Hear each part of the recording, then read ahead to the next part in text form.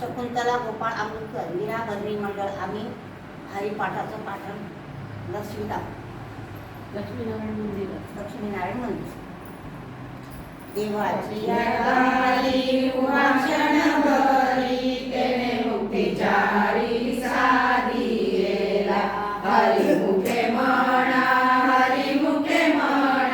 पुण्याची गणना कोण करी असोनी